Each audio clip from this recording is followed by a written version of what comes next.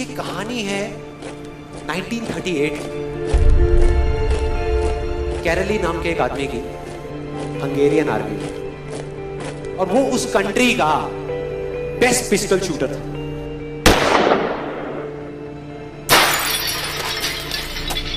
जितनी भी national championships हुई थी उस कंट्री में, उसको वो जीत चुका था। और सबको ऑलमोस्ट कंफर्म था कि 1940s में जो ओलंपिक्स होने वाले हैं उसमें गोल्ड मेडल केरली को ही मिलेगा। और उसने सालों से ट्रेनिंग करी थी। उसका एक ही सपना था, एक ही फोकस था कि मुझे अपने इस हाथ को दुनिया का बेस्ट शूटिंग हैंड बनाना है, बेस्ट बनाना है, बेस्ट बनाना है। और वो कामयाब हो गया, उसने बना लिया बेस्ट शूटिंग हैंड। सिर्फ 2 साल का फर्क था। 1938 में एक आर्मी का ट्रेनिंग कैंप चल रहा था।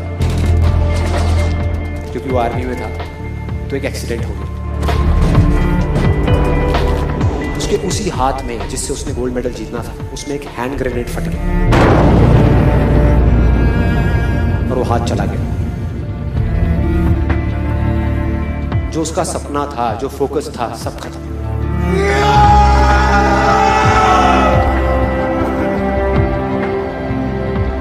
उसके पास 2 रास्ते थे। एक तो ये कि वो बाकी की पूरी जिंदगी रोता रहे और कहीं जा करके छुप जाए,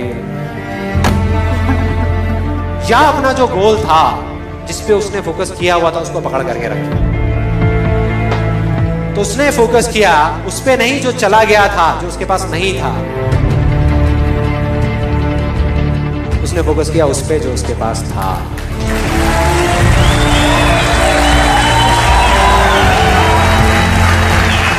जो उसके पास था, और क्या था उसके पास में? एक लेफ्ट हैंड,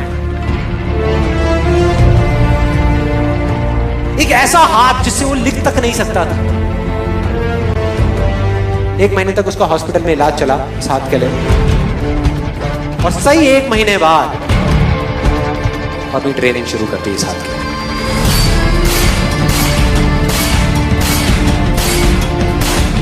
ट्रेनिंग के 1 साल बाद, मतलब कि 1939 में वो वापस आया।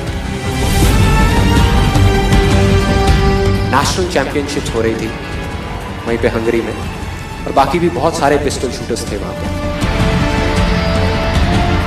उन्होंने जा करके उसको कांग्रेचुलेट किया, कहा कि यार देखो, ये होता है जज्बा, ये होती है स्पोर्ट्समैन स्पिरिट, कि इतना सब कुछ होने के बाद भी तुम यहां पर आए हो हमको देखने के लिए और हमारा हौसला बढ़ाने के लिए। किसी को नहीं पता था कि वो 1 साल से अपनी ट्रेनिंग कर रहा था लेफ्ट हैंड की, और उसने जवाब दिया, मैं यहां पर तुम्हारा हौसला बढ़ाने नहीं आया, तुम्हारे साथ कॉम्पीट करने आया हूं, तुमसे लड़ने आया हूं, तैयार हो जाओ। और कंपटीशन हुआ। बाकी सब वहां पर जितने भी लोग थे वो कॉम्पीट कर रहे थे अपने बेस्ट हैंड से। ये कॉम्पीट कर रहा था अपने ओनली हैंड से, ओनली हैंड से। कौन जीता? The man with the only hand, केरली जीत गया। लेकिन वो यहां नहीं रुका। उसका गोल क्लियर था कि मुझे इस हाथ को इस कंट्री का नहीं, इस पूरी दुनिया का बेस्ट शूटिंग हैंड बनाना है। उसने अपना सारा फोकस उठा करके डाला 1940 पे, जब ओलंपिक्स होने वाले थे। लेकिन 1940s के ओलंपिक्स कैंसिल हो गए वर्ल्ड वॉर की वजह से।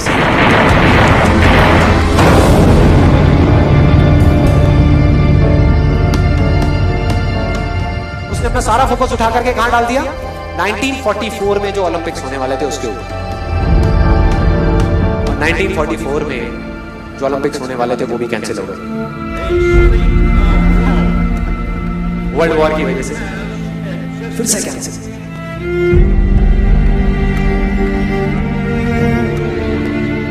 उसने अपना सारा फोकस उठा करके डाल दिया 1948 के ओलंपिक्स में। 1938 में उसकी एज थी 28 साल। 1948 में उसकी एज हो चुकी थी 38 इयर्स। और जो यंगर जो प्लेयर्स आते हैं निकल करके, उनसे कॉम्पीट करना मुश्किल होता चला जाता है। लेकिन मुश्किल नाम का ये वर्ड था ही नहीं उसकी डिक्शनरी में।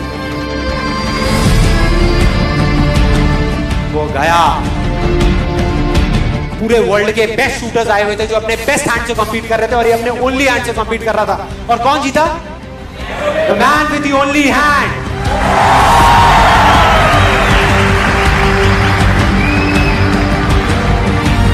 लेकिन वो तब भी नहीं रुका। 1952 ओलंपिक्स,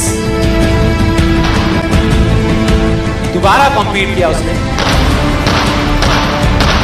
और इस बार गोल्ड मेडल कौन जीता? गैरल लीड।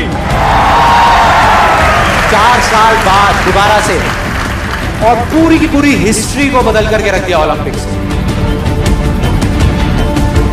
इस पर्टिकुलर कंपटीशन में उससे पहले किसी भी एथलीट ने लगातार 2 गोल्ड मेडल्स नहीं जीते।